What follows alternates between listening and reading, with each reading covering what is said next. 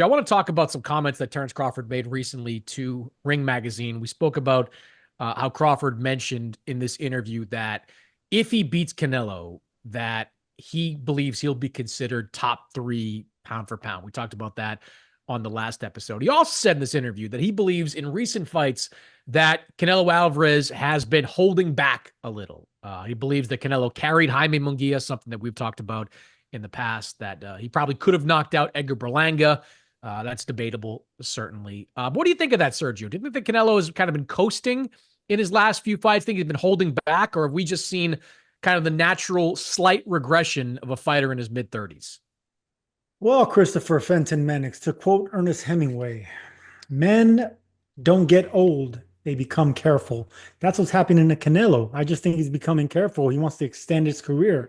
He wants to actually keep making these paydays, fight well into his late 30s. I mean, he's still the highest paid boxer, one of the highest paid boxers in boxing. So why not? He hasn't knocked anyone out in years since Caleb Plant. That's been what, 4 or 5 years ago now? So I think he's comfortable. And I think Crawford does have a point. He could have knocked out Munguia. I don't think he could have knocked out Berlanga. Berlanga still had power in those later rounds, and he was boxing pretty nicely, still had the size advantage, but he could have stopped Munguia. And I think he took it easy on his countrymen in Munguia and letting him cross the finish line with some kind of dignity. But with Berlanga, I don't think he let him. I don't think he let Berlanga. And this is the part where I keep talking about Canelo. It's not that he's slipping, it's just he's been in the game so long. So when you've been this long in the game, you're wily, you're a veteran, you know that you're controlling the pace, you're winning rounds, you're not in danger of getting hurt or losing a fight.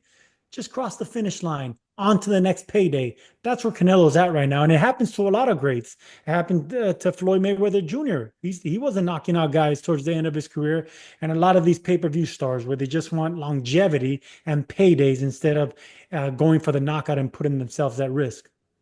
Well, I think it's different with Floyd in that Floyd was a different fighter when he moved up to 147 and briefly a couple of times to 154. Like his power years were at like what 135 probably when he fought Diego Corrales and he fought some of those top guys. Canelo was knocking guys out at 168. I just think with Canelo, I do agree that he could have knocked out Jaime Munguia. I've come out and asked Canelo that. He says he did carry him there, especially in that final round when it looked like he kind of propped him out. I agree with you that he probably couldn't have knocked out Edgar Berlanga. I think Edgar Berlanga, once he kind of got a taste of that power of Canelo, got adjusted to it. And, I think he Bell on his own accord. That was his own, of his own doing.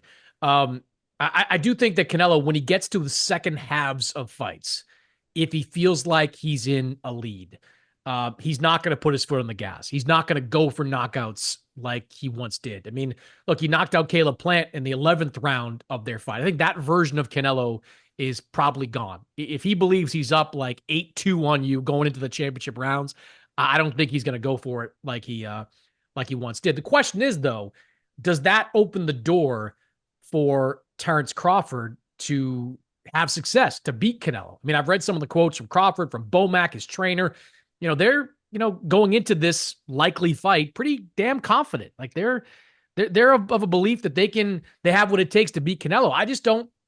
I don't really see it. I don't think that Crawford at higher weights is the same power puncher in terms of output that he was at 147 and below. I mean, the numbers back that up. You look at the fight against Madrimov, his power numbers were way down from the fight against Errol Spence. When you're facing guys with firepower coming back, you're going to be naturally more cautious. So, look, I think he's probably right that Canelo is starting to coast a little bit, that, he's kind of taking it easy on some of these guys, but I don't know that creates opportunity for Terence Crawford to win a fight like this.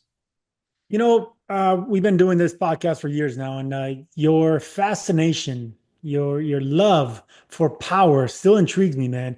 You act like power is everything. Power isn't everything, and history will show you that. It's the boxers that end up beating the punchers. I mean, you go back to Muhammad Ali, Sonny Liston, you go back to any power puncher, it's the guy that moves. Sugar Ray Leonard, Marvin Hagler, Sugar Ray Leonard, Roberto Duran, and on and on and on. It's the guys that know how to box. It's the guys that know how to dig down to the body. Pernell Whitaker, when he fought Chavez, I mean, that was power versus strict boxer with no power. Whitaker dissected him, especially to the body. Ended up, they didn't give him the fight, but still, I think that's what you're not getting here. It's not going to be power. It's going to be the length. It's going to be the range. It's going to be switching orthodox, and it's going to be switching back and forth in stances for Terence Crawford. I think that's going to give issues to Canelo. Canelo's had issues with jabbers, movers, and guys that could stay on the outside. That's Terence Crawford for you. And if he pot shots you like that, he will go for the kill. He alternates body and head attack. Crawford's a beast, man. That's why I'm not gonna go on the record say that he beats him, but it's not gonna be an easy fight, and it will be one of these fights where you're gonna see Canelo bruised up, maybe bloody, maybe cut, and you're gonna see him get pot shotted. That's the one word I will use. You're gonna see his head go back, snapping back. Whether Crawford can capitalize on that and go for the kill and go for the stoppage, that's another thing. But can he hurt him? That's a question to be answered. But pot shotting him, that's gonna be I can tell you right now, that's gonna happen. Yeah, but you say he's had issues with jabbers and movers.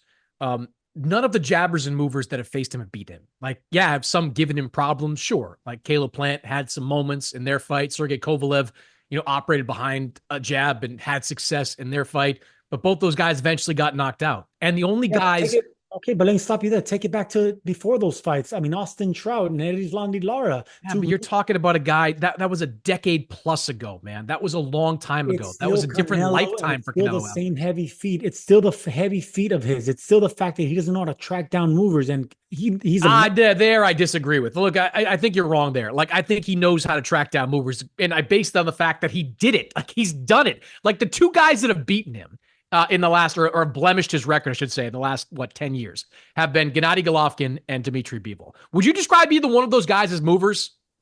no. Okay, so they're guys with good jabs, but also with power, the kind of power to make Canelo fight backwards, to make Canelo, fight stationary. That, I think, is the only way that you can beat him. And that, to bring it full circle, is my biggest issue with Crawford in this fight. I believe that Crawford has the skill set to compete with Canelo Alvarez. I believe he's got a great jab. I just don't believe he's going to have the power to keep Canelo from pressuring him. And I've said all along, like, you cannot jab your way to success against Canelo Alvarez. Callum Smith tried briefly. Caleb Plant tried. Sergey Kovalev tried. Like, all these guys have tried to use the jab and move, and eventually they either get beat by wide decision or they get knocked out. And that's my big thing. Like, I don't believe at this weight class, with only one fight above 147, that Terence Crawford's going to have the kind of power to do it. I just don't believe that that's the case. Yeah, and I think, look, the experience that Crawford got with Madrimov, who I think is a stronger 154 pounder, 160, and better with his feet than Canelo. That's the reason Madrimov was ever to give him issues. Canelo's not going to bring the footwork. He's not going to bring the in and out bouncing. He's not going to be the quicker jab as well. Canelo's not a jabber as he used to be. He goes in there, he breaks the distance, and then he explodes with combinations. So that's the reason I think Madrimov gave Crawford issues. I don't think Canelo's going to give those issues. He's going to keep stalking. Crawford, he's going to be, the upper body movement's going to be there. The gloves up defense is going to be there. The wide back and shoulders where Crawford's not going to be able to penetrate is going to be there. But the later the fight goes on, and when Crawford starts pot shotting him and really closing the range and getting his accuracy on point, he's not going to try to compete with the punches of Canelo, but he is going to try to land the cleaner shots and try to move around the ring and steal these rounds or win these rounds. There's an avenue there. There's actually an avenue there for Crawford to win this fight. It's going to be a difficult fight for Canelo to look good. It's a very different fight than what Madrimov was. There's no doubt about that. Canelo does not have the footwork of Madrimov, but he brings a lot more power, a lot more size. Like, it's just, I don't disagree with you that there's an avenue or a pathway for Crawford to win. I just think the pathway is pretty damn narrow. All right, we're gonna have plenty of time. Yeah, you know what else, Bud? One last thing. You know what else Bud brings over any other of these fighters, especially Madrimov? Meanness. Bud is mean, man, and he has that chip on his shoulder, and he wants to hurt opponents. That's something that Canelo hasn't faced in a while too. So Bud's bringing that. But he's not facing it from a guy at his weight class. Like, did you see that meanness at 154 against Madrimov? Like, did you see it? Like, he wasn't mean against him. He was tactical. He won the fight fair and square, but he was tactical. I don't think that meanness is going to be there against a guy that has, among other things, arguably the best chin in all of boxing. And that's why it's a mega fight, and that's why I mean, look, Canelo's favorite, but it's interesting. There's certain opponents where the A side's always going to be. You have to look for the right B side. Okay, there's the power, the speed, the movement, the this or that. Some fighters have a little bit of everything. Crawford has a little bit of everything, even power. Maybe not moving up to 168, but he's still hurting guys and getting respect at 154. You've seen the way Madrimov's face was afterwards. So the respectful strength in those punches is there. Maybe the power that you're looking for is not, but everything else is, and that's still intimidating.